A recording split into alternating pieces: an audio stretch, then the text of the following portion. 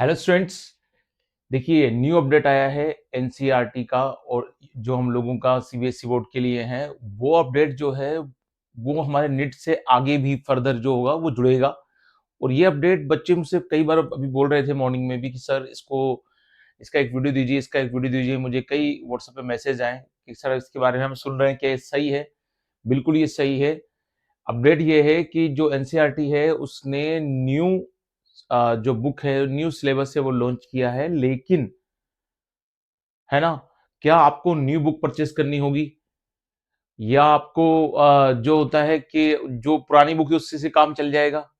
तो देखिए अभी एक बार मैं अपडेट बतला देता हूं, उसके बाद अपन को लास्ट में इस कंक्लूजन पे आ जाएंगे कि जो न्यू अपडेट आया है 2025-26 के लिए वो अपडेट जो होगा उसके बाद बुक परचेस करनी है या नहीं करनी है। लेकिन बायोलॉजी में अभी तक जो हमने सर्च कर लिया है और देख लिया है वो जो हमको देखने को मिल रहा है उस अपडेट को डिस्कस कर लेते हैं। तो जैसा कि हम बोल रहे हैं मेजर चेंजेस इन बायोलॉजी हुए हैं। मेजर नहीं है, थोड़े बहुत चेंजेस जरूर लेकिन हुए हैं तो बहुत जरूरी है। एक बार अपन कंसिडर कर लें, कभी इनसे क्वेश्चन आ जाए हम लोगों के, क्योंकि बायोलॉजी की एक खासियत रहती है कि वहां लाइन टू लाइन क्वेश्चन आते हैं, तो इसको टच करना बहुत जरूरी है। ठीक है, तो एनसीईआरटी का अपडेट है, इसको देख लेते हैं एक बार, फिर हम लोग पहले चेंजेस से आते हैं। फर्स्ट चेंजेस जो है वो हम लोग कई बार क्लास में करा देते हैं। हमने कई बार क्लास में इसको करेक्ट कराया है। जो बुक में गलतियां होती है वो तो हम पहले से बोल देते हैं कि यार ये गलती है, आप इसको मत कंसिडर करना और हम इसको चेंज करा रहे हैं, आप तो इसको हम जो बोल रहे हैं वही करना। तो पहली चेंज है कि भाई हमारे जो ह्यूमन रिप्रोडक्शन वाला चैप्टर है क्लास 12 के सिलेबस में, जो ह्यूमन रिप्रोडक्शन वाला चैप्टर है वहां पर क्या होता है, ऑवरी का डायग्राम बन रहा है। और इस डायग्राम में आप देखोगे यहाँ पर ओवम लिख रखा है। क्लियर? ये ओवम ओल्ड बुक में है। ठीक है, जो न्यू सिलेबस है, न्यू बुक आई है, सिलेबस की जगह बोलूंगा न्यू बुक आई है और जो 25-26 की है उसमें ओवम की जगह ओ साइड है। तो जो नेट 2025 के बच्चे हैं, क्लियर, वो भी इस बात का ध्यान रखेंगे कि जो एग्जाम देने जा रहे हैं वहां पर आपको ओम नहीं लिखना है, क्योंकि एनसीईआरटी की बुक में ओम दे रखा है, ओल्ड बुक में तो अपन भी ओम लिख के आए नहीं, अपन को तो उस साइड ही लिख कर आना है। क्योंकि सही बात भी यही है यार, ओम कहाँ से रिलीज होता है, ओवुलेशन से, तो हम जानते हैं उस साइड रिलीज होता है। जब वो जाकर क्या होता है कि फेलिपर ट्यूब में चले जाता है तो सेकेंडरी साइड फॉर्म में होता है। ठीक है, सेकेंडरी साइड के ऊपर टच करने के बाद जब स्पर्म आता है तब जाकर वो क्या बनाता है, ओवम बनाता है। तो वो बात की बात, लंबी कहानी है। लेकिन आपको तो ये बात मालूम है कि यार ये स्थिति जो है ना, ये स्थिति कंडीशन जो है वो ओल्ड बुक में इसको ओवम कर रखा था और न्यू जो स्टेटमेंट हुआ है, न्यू अपडेट जो है उसमें इसको उस साइड कर दिया। और हम जानते हैं, हम लोग आपको जितनी भी क्लासेस ली हैं उसमें बतलाया, अपनी ऑफलाइन क्लासेस में भी अपन ये बात करते ही हैं। ठीक है ना? तो ये तो पहला अपडेट है। दूसरा जो चेंजेस है, ये हमारे शॉन भैया है जो सेल बायोलॉजी वाले चैप्टर में है, बढ़िया गुड के अच्छी तरह से देख रहे हैं आपको। क्लियर? इनके बारे में ओल्ड स्टेटमेंट क्या था हमारी बुक में, ये ब्रिटिश जूलॉजिस्ट है। देखो जो गलत है, ये तो अगर आप कहीं भी देखेंगे तो ये भी हम बता चुके हैं कि ये ब्रिटिश नहीं है, ये जर्मन जूलॉजिस्ट है। तो कोई नई बात नहीं है, लेकिन एनसीईआरटी ने इसको अपडेट किया, अच्छा किया। जो गलत था उसको सही कर लिया। हम लोग तो अपनी जिम्मेदारी से करा ही देते हैं। तो ब्रिटिश जो है ये जूलॉजिस्ट जो है, ये ब्रिटिश नहीं है, जर्मन है। तो आप लोग इस बात का स्पेशल ध्यान रखेंगे कि अब जो है इसको आप जब भी कभी क्वेश्चन आ जाए कि कौन सी जूलॉजिस्ट है, ये जर्मन है। जनरली ऐसा क्वेश्चन आता नहीं है, लेकिन आ जाए, जब भी आता नहीं है हम किसकी बात को बोलते हैं, जो अभी तक नहीं हुआ।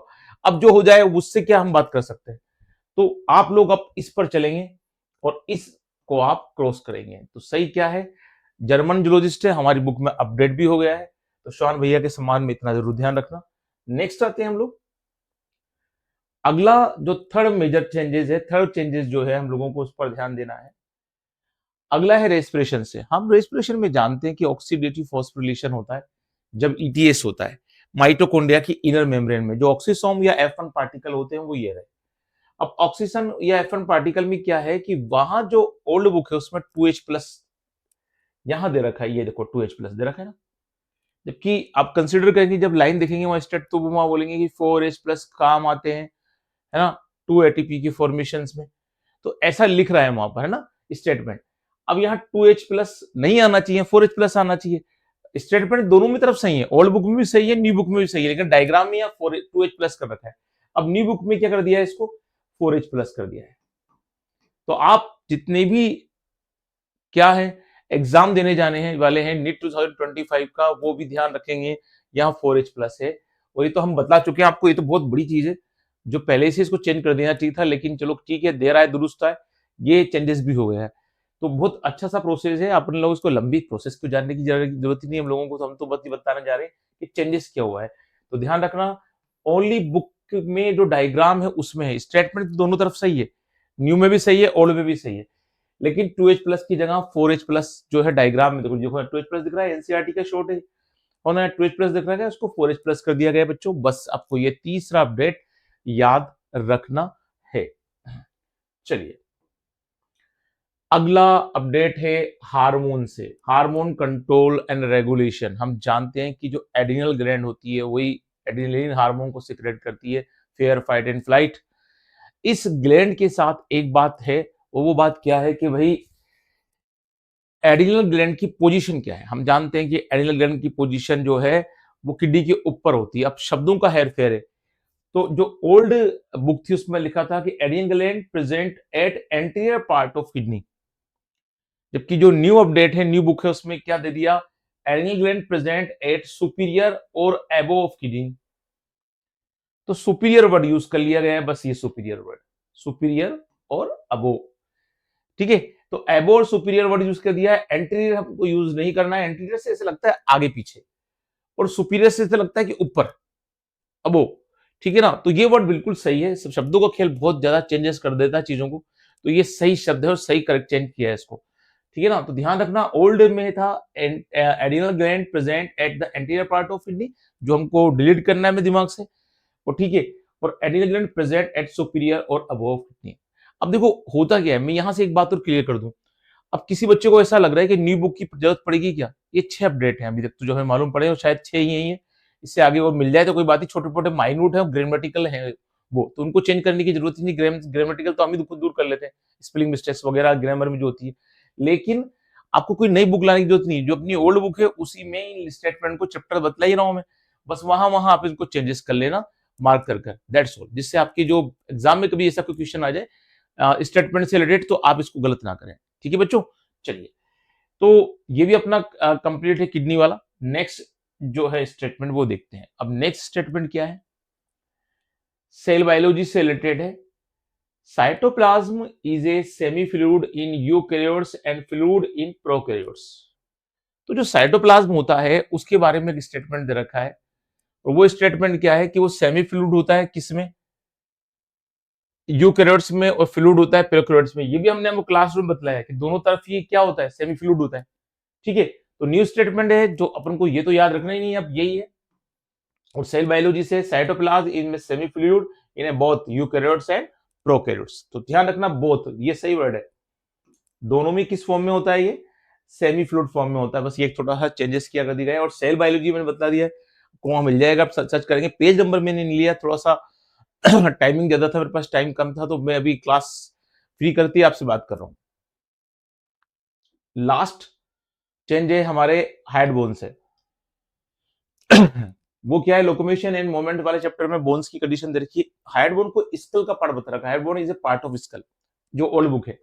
और न्यू में इसको बताया गया है कि भैया knees not a part of skull, बिल्कुल स्कल वाले पार्ट में नहीं होता, ये अलग से नीचे का जो का हिस्सा होता है, नीचे का हिस्सा हाइड बोन, जहां टंग पोजीशन होती है। तो ये पोजीशन है इसकी, क्लियर। तो ये एक चेंजेस आप लोगों के हैं, अभी तक यही चेंजेस मिले, बाकी ग्रामेटिकल मिस्टेक्स छोटी मोटी चीजें हैं, तो उसको कंसीडर करने की जरूरत नहीं, बाकी तो मेन चीज तो यही है। तो आपको मैं एक बार फिर रिवाइज करा देता हूं, आपको नई बुक लेने की कोई जरूरत नहीं है, बस अपनी ही बुक में चेंज कर देना, ठीक है। पहला आपको इतना सा चेंज करना है कि बुक लेना है, वहां पर आपने तो, हमने जो मेरे स्टूडेंट हैं ऑफलाइन वालों को तो मालूम है ही सही, ऑनलाइन वालों को भी बता चुका हूं, लेकिन जो स्टूडेंट मेरे से टच में नहीं है और ये वीडियो डायरेक्ट देख रहे हैं, तो वो सीधा सीधा बुक लें और उसको पहला चेंजेस तो ये कर दें। दूसरा चेंजेस, आप लोग 11th की बुक लें और उसमें ब्रिटिश की जगह काट के जर्मन कर देना, दैट्स ऑल। थर्ड चेंज, जो आपका डायग्राम है वो रेस्पिरेशन वाला चैप्टर खोलना, वहां 2H प्लस की जगह 4H प्लस लिख देना, दैट्स ऑल। अगला स्टेटमेंट में जहां एंटीरियर पार्ट हो वह क्लोज करके सुपीरियर और अबो कर देना। नेक्स्ट, जो अपना सेल बायोलॉजी में लाइन मिल जाएगी आपको कि साइटोप्लाज्म में semi fluid, eukaryotic and fluid, तो यहाँ पर कर देना साइटोप्लाज्म में सेमी फ्लूइड, यहाँ पर इन बोथ करके यूकेरियोट एंड प्रोकैरियोट, लाइन दोबारा लिख देना बोथ यूकेरियोट एंड प्रोकैरियोट्स। और लास्ट स्टेटमेंट आप देखना जो अपना लोकोमोशन मूवमेंट वाला चैप्टर है वहां हाइड बोन का लाइन मिल जाएगी, वो is a part of school, वहां लिख देना इज नॉट ए, नोट ही लगाना is not part of school. तो इस तरह से बच्चों जितने भी चेंजेस थे वो आपको बतला दिए हैं, और कोई भी ऐसी कोई बात होगी तो आप मेरे कमेंट बॉक्स में लिख देना, वहां से मैं आपको और भी कुछ चेंजेस होगा तो कर दूंगा। हमने तो जितना भी देखा है, ठीक है ना, और उस चेंजेस को आपको मैंने बतला दिया। तो मैं लेट इसलिए हो गया क्योंकि सुबह से हम लोग बहुत बिजी थे, तो वो आपको मैं रिकॉर्ड ही नहीं कर पाया चैप्टर कि ये चेंजेस कौन कौन से हैं।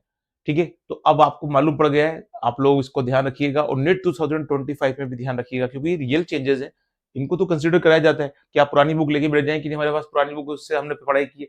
आपको काफी टाइम पहले ही मालूम पड़ गया है कि भाई ये चेंजेस आ गए, तो आप इन चेंजेस के साथ जाना बच्चों, और गलती ना करना, इसको कंसिडर जरूर कर लेना। ठीक है, good day and good bye, मिलते हैं नेक्स्ट क्लास में।